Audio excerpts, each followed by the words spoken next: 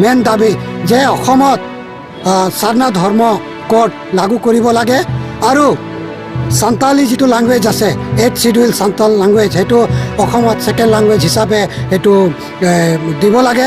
কিন্তু আধুনিক যুগত এই যে যিসকলে কেপিটেলিষ্ট আছে, শোষণকাৰীসকলে আছে, আধুনিক মানে উন্নতিৰ নামত যি হাৰে মানে জংঘলবিলাকক ভাঙিছে, এতিয়া অসমত পুৰা বানপানী। কিন্তু এই বানপানীবিলাক চব বন্ধ হৈ যাব, প্ৰকৃতি ভাল হৈ যাব যদি তেখেতসকলে আদিবাসীসকলৰ আইডিঅলজিত, আদিবাসীসকলৰ যি ফিলচফি আছে সেইটো মানি চলে। আজি 9 আগষ্ট আৰু আজিৰ দিনটো ৰাষ্ট্ৰসংঘই বিশ্ব খিলঞ্জীয়া দিৱস হিচাপে ঘোষণা কৰিছে। আৰু সেই মৰ্মে আমি সদৌ অসম আদিবাসী ছাত্ৰ সন্থা, চেঙেল অভিযান অসম, সদৌ অসম মহিলা সমিতি, সদৌ কুৰুক সাহিত্য সভা আমি মিলি পেলাই কোকৰাঝাৰ সদৰ টাউনত, আমি কোকৰাঝাৰ চহৰত আমি এই আদিবাসী বিশ্ব দিৱস পালন কৰিছোঁ। আৰু ইয়াৰ জৰিয়তে অসমবাসী ৰাইজক, ভাৰতবাসী ৰাইজক, সকলো শ্ৰেণীৰ ৰাইজক আমি ক'ব খুজিছোঁ যে খিলঞ্জীয়া যিসকল আছে, আদিবাসী যিসকল আছে, ট্ৰাইবেলসকল যিসকল আছে, তেখেতসকলৰ মানে যিটো চিন্তাধাৰা, তেখেতৰ যি জীৱন যাপন, তেখেতসকলৰ যি ফুড হেবিট, তেখেতসকলৰ যি লোকবিশ্বাস, সেই লোকবিশ্বাস, সেই ফিলচফি, আইডিঅলজি সেইটো জীয়াই থাকিব লাগে। আৰু সেই আইডিঅলজিৰ মাজতে আধুনিক যুগত তেখেতসকলে আগুৱাই যাব লাগিব। এতিয়া ক'ব খুজিছোঁ যে আদিবাসীসকলে, খিলঞ্জীয়াসকলে, ট্ৰাইবেলসকলে বা যিসকলে নৃগোষ্ঠী মানুহ আছে, তেখেতসকলে প্ৰকৃতিৰ লগত জড়িত। আৰু আজি প্ৰকৃতি ধ্বংস হৈ আছে, গতিকে আদিবাসীসকলে প্ৰকৃতিক কেনেকৈ বচাব লাগে, জল পানী কেনেকৈ বচাব লাগে, মাটিক কেনেকৈ বচাব লাগে, সেই কথা তেখেতসকলে জানে। আৰু পৰম্পৰাগতভাৱে তেখেতসকলে বন অঞ্চলত থাকে।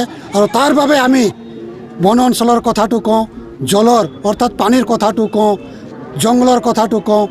আৰু মানুহে যাতে প্ৰকৃতিৰ লগত একেলগে বসবাস, জীৱ জন্তুৰ লগত যাতে বসবাস কৰিব পাৰে, তাৰ বাবে আমি এই মেছেজটো দিব খুজিছোঁ, বা সেইটোৱে আদিবাসীসকলৰ আইডিঅলজি।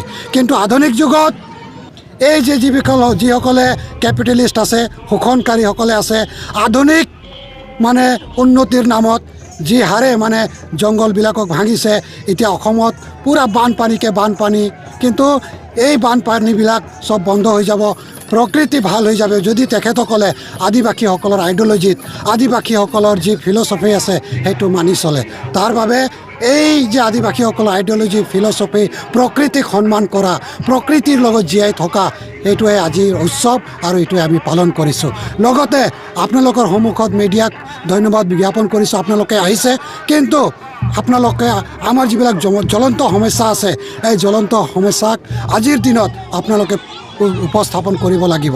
আৰু এইটো হৈছে যে আদিবাসীসকলৰ জনজাতিকৰণ কৰা অসমত, গোটেই ভাৰতত আদিবাসীসকল, সান্তালসকলে, উৰাওসকলে, মুণ্ডাসকলে, খাৰিয়াসকলে, চাওৰাসকলে, গড়সকলে বা অন্যান্য যিবিলাক আদিবাসী আছে, তেখেতসকলে জনজাতি হয়, ST হয়। গতিকে আমাক জনজাতিকৰণ কৰিব লাগিব অসম চৰকাৰে। চাহ বাগানৰ হাজিৰা অতি নিম্ন 250 টকা, তাৰ বাবে আমি 551 টকা আমি দাবীটো উপস্থাপন কৰিছোঁ। লগতে চাহ বাগানত মাটিৰ অধিকাৰ নাই, বন অঞ্চলত মাটিৰ অধিকাৰ নাই, আদিবাসীসকলক অসমত মাটিৰ অধিকাৰ দিব লাগিব। আমাৰ পুত আদিবাসীসকলৰ নিবনুৱা সমস্যা আছে। গতিকে যিসকল শিক্ষিত আদিবাসী যুৱ যুৱতী আছে, তেখেতসকলৰ নিয়োগৰ ব্যৱস্থা কৰিব লাগিব অসম চৰকাৰে।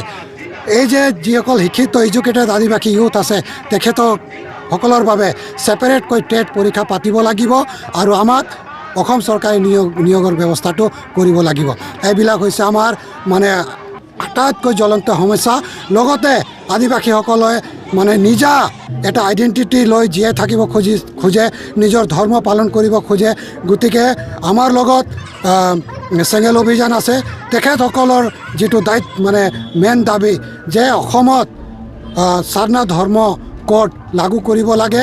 আৰু সান্তালী যিটো লেংগুৱেজ আছে 8th শিডিউল সান্তাল লেংগুৱেজ সেইটো অসমত সেকেন্ড লেংগুৱেজ হিচাপে সেইটো দিব লাগে আৰু অন্যান্য ষ্টেটত য'ত সান্তালসকলে মেজৰিটি আছে আজি সান্তালসকলৰ আদিবাসীসকলে ৰাষ্ট্ৰপতি পদত আছে ঝাৰখণ্ডত বা উৰিষ্যাত তেখেতসকলে চিফ মিনিষ্টাৰ পদত আছে কিন্তু ভাৰতত অসমত সান্তাল লেংগুৱেজক মানে স্বীকৃতি দিয়া নাই বা মৰ্যাদা দিয়া নাই গতিকে চেঙেল অভিযান সেইটো সবলভাৱে আজি উপস্থাপন কৰিব Assam Focus.